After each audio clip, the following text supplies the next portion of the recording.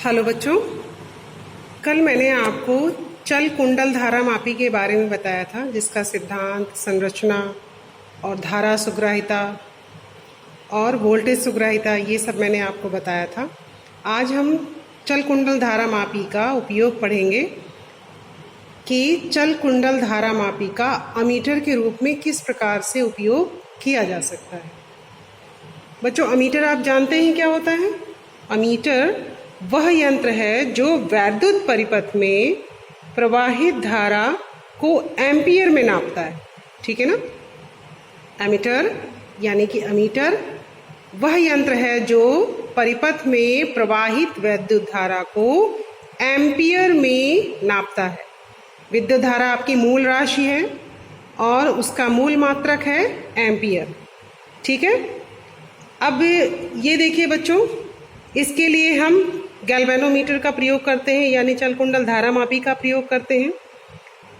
Galvanometer आपका एक तरीके से एमीटर ही होता है, जिसे हम किसी भी परिपथ के श्रेणी क्रम में जोड़ते हैं। जिस परिपथ में बहने वाली धारा आपको निकालनी है, धारा नापनी है, उस परिपथ के हम श्रेणी क्रम में गैल्वेनोमीटर यानी कि धारा मापी को जोड़ते हैं। इसके लिए धारा मापी को मीटर के रूप में प्रयोग करने के लिए सबसे पहले क्या करते हैं? धारा मापी के समांतर, ये आपका धारा मापी हो गया गैल्वेनोमीटर, इसके समांतर क्रम में जो है एक प्रतिरोध, जिसका प्रतिरोध बहुत ही कम होता है, बहुत ही अल्प प्रतिरोध है ये। इसके गैल्वेनोमीटर के समांतर क्रम में हम एक अल्प प्रतिरोध S, जिसको शंट बोलते हैं, अल्प प्रतिरोध S शंट जोड़ देते हैं, जिससे ये गैल्वेनोमीटर हमारा एमीटर के रूप में कार्य करने लगता है। बच्चों, इसके लिए परिपथ में बहने वाली संपूर्ण धारा को अच्छे से ये पूरा क्लियरली नाप सके, इसके लिए जो है हमारे गैल्वेनोमीटर का यानी धारा मापी का प्रतिरोध बहुत ही कम या तो 0 के बराबर लगभग होना चाहिए। तो इस धारा मापी को, इस गैल्वेनोमीटर को मीटर के रूप में प्रयोग करने के लिए इस शंट जो इसके जो है समांतर क्रम में लगाया गया है, इसका मान कम से कम होना चाहिए। ठीक है? और एक आदर्श अमीटर जो होता है उसका प्रतिरोध लगभग 0 होता है, तभी वो परिपथ में बहने वाली धारा को नाप सकेगा। अब इसके लिए बच्चों को सबसे पहले देखिए, एक परिपथ बनाया हुआ है हमने।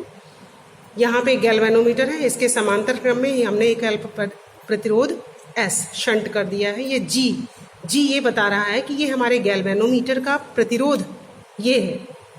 ठीक है? अब मान लो परिपथ में बहने वाली धारा I है, तो जब ये प्रवेश करती है इस बिंदु से, आप इनको कोई 2 पॉइंट नाम दे सकते हैं, पॉइंट A एंड B कह सकते हैं आप। ये पॉइंट A हो गया, ये पॉइंट हो गया आपका B। पॉइंट A में जब धारा प्रवेश करती है जंक्शन A में, तो गैल्वेनोमीटर से मान लिया बहने वाली धारा IG हो गई, यानी कि IG is the current which is flowing through the galvanometer. इसके बाद जो बची हुई धारा है, कितनी बची? टोटल I आ रही थी, IG इसमें प्रवेश कर गई, तो बची कितनी? I से IG को घटा दीजिए, तो बची हुई धारा आपकी शंट से प्रवेश कर जाएगी, में बहेगी। तो I माइनस IG करंट जो है, धारा जो है, वो आपके शंट प्रतिरोध से बहेगी। फिर ये जंक्शन B में आके मिलेंगी, IG से गैल्वेनोमीटर धारा मापी से बहने वाली धारा IG इस जंक्शन पे आएंगी, और शंट से बहने वाली धारा I माइनस IG फिर से जंक्शन B में मिलेंगी, और किरचॉफ के प्रथम नियम से दोनों करंट फिर मिलकर के I परिपथ में बहेगी। अब इसका हम लोग फॉर्मूला निकाल लेते हैं कि इस IG में का मान कितना है, यानी जो गैल्वेनोमीटर से जा रही धारा उसका मान कितना है, और हमारा हमारे शंट यानी इस प्रतिरोध का मान कम से कम कितना होना चाहिए। ठीक है बच्चों? इसके लिए देखिए, हमारे 2 पॉइंट हैं A और B, चूंकि ये प्रतिरोध हमारे दोनों समांतर क्रम में है, एक ये प्रतिरोध और एक ये प्रतिरोध G एंड S। प्रतिरोध जब समांतर क्रम में होते हैं तो दो बिंदुओं के बीच विभवांतर भी समान होता है। तो ए और बी के बीच विभवांतर अगर इधर से आप देखेंगे तो विभवांतर कितना होगा, आपका ओम के नियम से क्या होता है, B is equal to I into R. इसमें आई ये है, आर ये है, यानी कि आई जी इंटू जी। और इसी तरीके से अगर आप इधर देखेंगे इस तार को इस प्रतिरोध से बहने, इस प्रतिरोध के कारण विभवांतर, इसमें बहने वाली धारा आई माइनस आई जी हो गई, तो B is equal to I into R, I minus I G into S, यानी ये I G into G is equal to I minus I G into S. अब हम लोग फॉर्मूला ड्राइव कर लेते हैं। ये देखिए, अब विभवांतर समान है तो इसका मतलब I G into G is equal to हो गया I minus I G into S. पक्षांतर कर लीजिए, एस को इधर रख लीजिए और ये अपॉन में आ गया बटे में, ये हो गया I G upon I minus I G into G. ये हो गया शंट किया हुआ प्रतिरोध का मान। ठीक है, ये आपका एक फॉर्मूला हो गया। इसके बाद इसी से ही देखिए इस एस का मल्टीप्लाई हम पूरे ब्रैकेट में करेंगे। नेक्स्ट स्टेप तो कितना हो जाएगा, आई जी इंटू कैपिटल जी, ये आपके गैल्वेनोमीटर का प्रतिरोध है और ये गैल्वेनोमीटर से बहने वाली धारा है।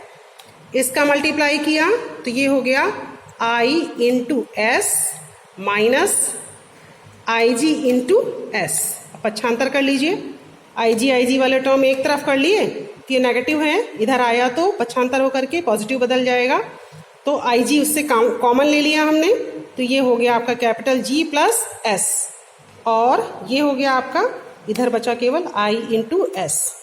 अब इधर जो है गुणा में है तो ये इधर आके भाग में बदल जाएगा, आई जी इज इक्वल टू हो जाएगा एस अपॉन जी प्लस एस इंटू आई। ये हो गया गैल्वेनोमीटर से बहने वाली धारा का मान, यानी परिपथ में कितनी धारा बह रही है इससे आप निकाल सकते हो, और यानी गैल्वेनोमीटर से बहने वाली धारा का मान आप निकाल सकते हो और शंट किए हुए प्रतिरोध का मान आप निकाल सकते हो। इस प्रकार से ये आपका गैल्वेनोमीटर का धारामापी के रूप में प्रयोग है। आप इसको देखिए, समझिए, 2-3 बार वीडियो देख लीजिए, नहीं समझ में आता है तो आपको अच्छे से समझ में आ जाएगा।